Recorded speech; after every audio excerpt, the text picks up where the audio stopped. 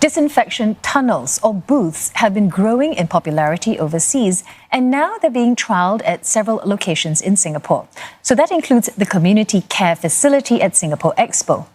On-site workers can choose to try out the prototypes while wearing masks and protective eyewear.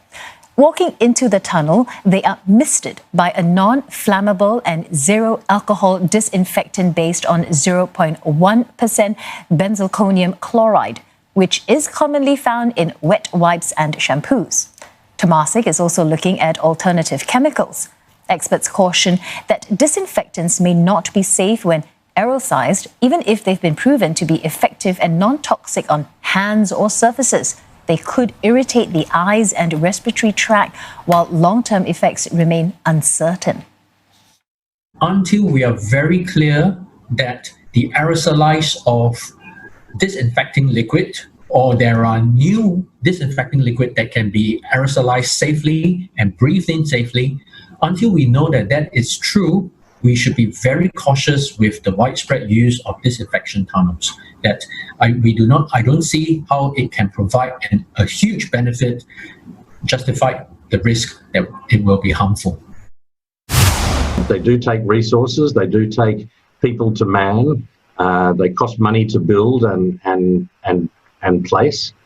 And if people aren't getting infected by that mechanism of clothes contamination, then I would first argue, are they necessary? But then you'd need to prove that virus was on clothes, and then as you came out the other end, that virus had been killed. Temasek says it's working with the Singapore National Eye Centre to evaluate safety when the mist comes into contact with the eyes, and ST Engineering Innosparks to look at potential inhalation of the mist and assess the effectiveness of masks to minimise that.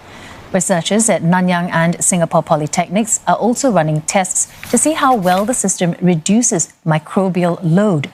In line with the experts, Temasek says hand hygiene is an important way to reduce the risk of COVID-19 spread, but it's unclear if there are other ways virus can be spread. The devices can be, it says, an added layer of protection, especially as individuals working at places with COVID-19 patients or outbreaks are at greater risk of infection. And as for concerns over whether the devices provide a false sense of security, it says it's seeing users continue with other precautions.